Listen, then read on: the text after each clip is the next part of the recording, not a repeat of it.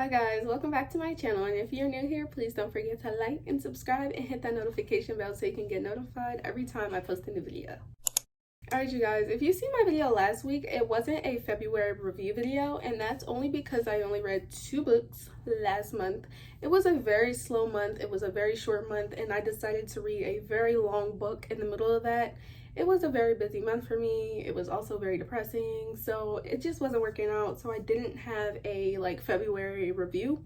But I will do that for my March/February, so that's gonna be at the end of this month, so you won't be seeing what I reviewed the other books until the next video. Yeah, but today's video is going to be my March TBR list because I always plan this every single month, and knowing darn well I probably won't read all of these. It's only 5 books this time. Last time I gave myself 6 in a very short month.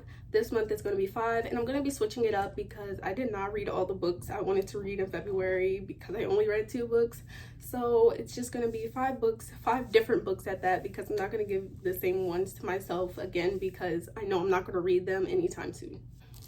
Alright you guys, so the first book I started off with is When No One Is Watching. This is by Alyssa Cole. Now if you see my last TBR video, you know I had this plan to read in February, but I did not read it in February, so I'm going to be reading it in March. Hopefully I'll get through this book. By the time you see this video, it's going to be March 10th, and I'll probably already be halfway through this book because I'm planning to read even more of this tonight, because while I'm recording this video, it is March 4th, so yeah, I'll probably have a good bit of this done by the time you see this video.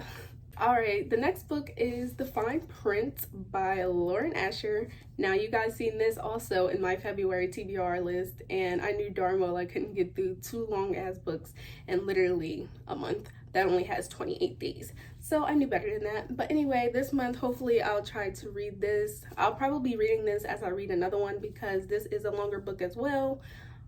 We'll see what happens. Alright guys, next up I have Josh and Hazel's Guide to Not Dating by Christina Lauren. Now this is a book I had in my haul, so if you see my haul video of the new books I got, this was one of them. So hopefully I'll be able to read this next after I'm done When No One Is Watching. We'll see what happens. I'm probably going to finish this book though. Alright, so next up I have Happy Messy Scary Love by Leah Konen. Now this book I also had in my haul video of the new books I got, so hopefully I'll be able to read this month. This is also a shorter book. As you can see, I'm just putting a whole bunch of short books in this video because hopefully I'll be able to finish all of these this month. I really want to, so I'm really planning on it this time. But this is one book I really wanted to read. Hopefully I'll really love it. Alright guys, next up I have The Last True Poets of the Sea by Julia Drake. Now this was also in my new book haul video, so this was another new book I got. Hopefully I'll be able to read this one. This one's also a little bit on the longer side, but I think it's only 350 pages long. I'm not really sure. But yeah, hopefully I'll be able to read this one. Alright guys, description time. So I'm just going to tell you a little snippet of what each of these books are about, so you guys can probably get an idea, and if you're interested in reading them, you'll hopefully go and buy them so you can read them too. Okay, so The Last True Poets of the Sea by Julia Drake is a debut novel, so hopefully this will be really good. Usually debut novels are supposed to be really good. Hopefully this one will be. This is a romance. It's about family and everything. I'm going to read the description to you guys so you guys can get a little intake of this because I don't know stuff, you know? The Larkin family isn't just lucky, they preserve. At least that's what Violet and her younger brother Sam were always told. When the Lyric sank off the coast of Maine, their great-great-great-grandmother didn't drown like the rest of the passengers. No Fidelia swam to the shore, fell in love, and founded Lyric, Maine, the town Violet and Sam returned to every summer.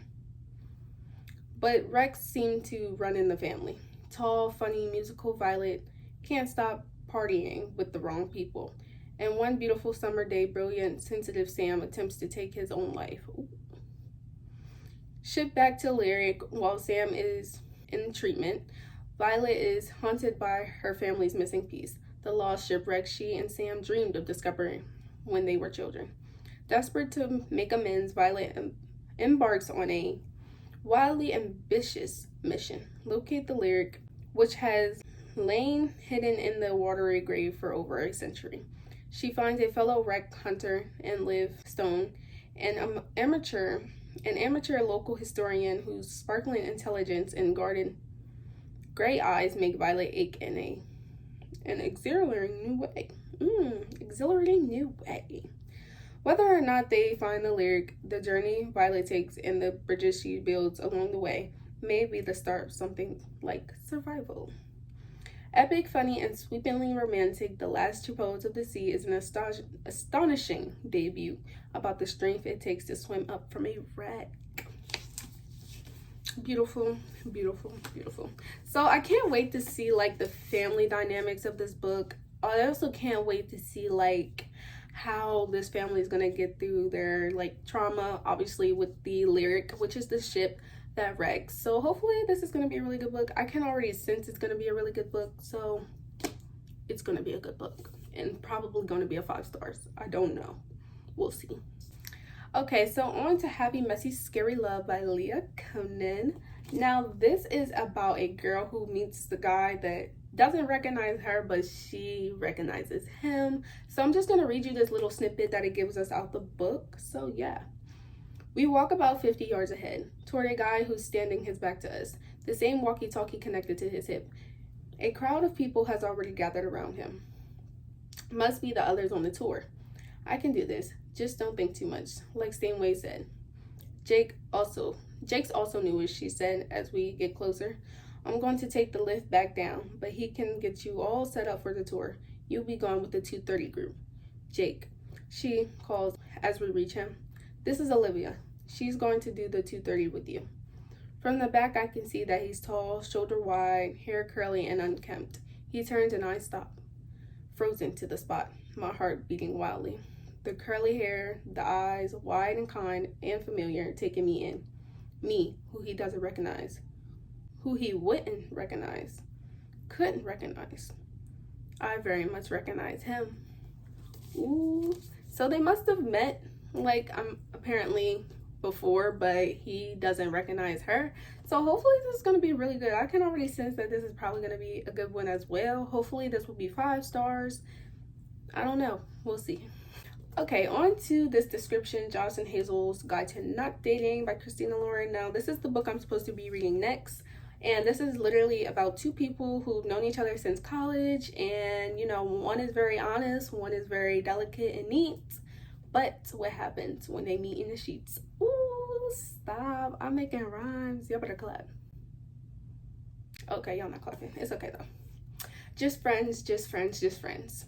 If they repeat it enough, maybe it'll be true. Hazel Camille Bradford knows she's a lot to handle. And frankly, most men aren't up to the challenge.